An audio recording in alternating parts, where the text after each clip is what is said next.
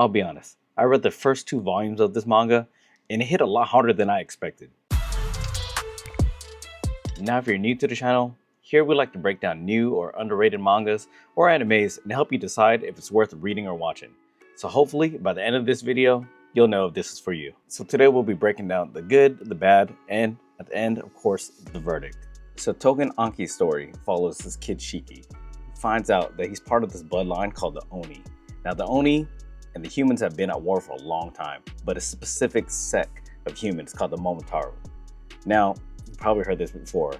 War, bloodlines, it sounds familiar, right? So what makes this manga good? For one, the artwork is pretty clean and it's brutal. Now, the Momotaro use some black bacteria to fight, but the Oni, they use blood. It kind of reminds me of Fire Force, where you had everyone who using fire powers, but they kind of have their own unique way of using it. Now, it's the same pretty much for the Oni and the Momotaro. So how they use it and how they get creative, it's pretty nice and interesting to me. The second good thing I found about this was that, hey, the mangaka wasn't afraid to use firearms up in here. Yeah, we've seen firearms before, but have we seen them made by blood? I don't know.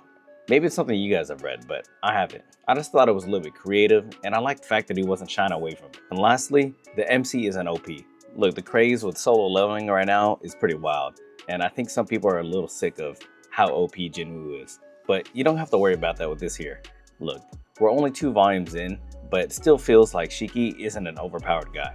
He definitely has to earn his place in being one of the stronger people, and right now, he seems far from it. But those were just some of the good things I thought about it. There are some bad things, or maybe things that I think could have been better. For one, it feels like it's too familiar.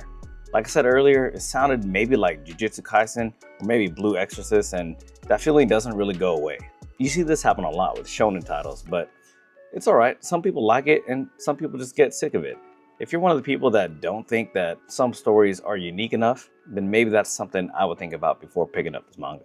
Now, 2, the pacing just seems pretty fast. I'm kind of a guy who's a fan of world building and getting into characters, but it feels like you just dive right into the action, which isn't a bad thing, but I still feel like there should be a lot more world building. The pacing just seems a little bit too quick for me, but to be fair, I should give it 1 more volume just to see how it plays out. And lastly, Shiki is just kind of generic. He kind of fits the typical shonen MC, kind of a hot-headed guy, someone who just isn't too smart, and someone who just wants to get in there and fight. Now, I know we get this a lot for the battle manga genres, but if you're someone who wants someone who's a little bit more strategic, like someone in Code Geass, you're not going to get it here. But at the end of the day, we got to know, is this manga worth picking up? I'd say if you like fast-paced, bloody fights, gore, and not too much complication, this might be just for you. I do feel like there's potential for a lot of world building and a lot more detail and lore in the bloodlines and whatnot, but I just haven't seen it yet. It's just been filled with just too much action, and well, is that really a bad thing?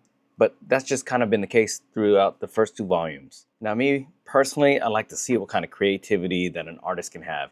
I mean, how many different ways can you make blood a weapon or bacteria a weapon? I like to see that. I like to see some interesting fights, and I don't really mind the old school bloodlines clashing type of thing. Ultimately, it's up to you whether or not you think this would be an interesting read. Personally, I think I'd give it a shot. What I will say though is I can see how this will actually be a really good anime, especially if the fights live up to as good as the mangas. Now, what I want to know is, are you going to pick up the manga or read it before the anime comes out, or just watch the anime? Alright, y'all, I'm out of here. Peace. Wait, hold up. What are you still doing here? Get off the couch, get out of bed, whatever. Touch some grass. If not, at least go lift some weights, alright? Peace.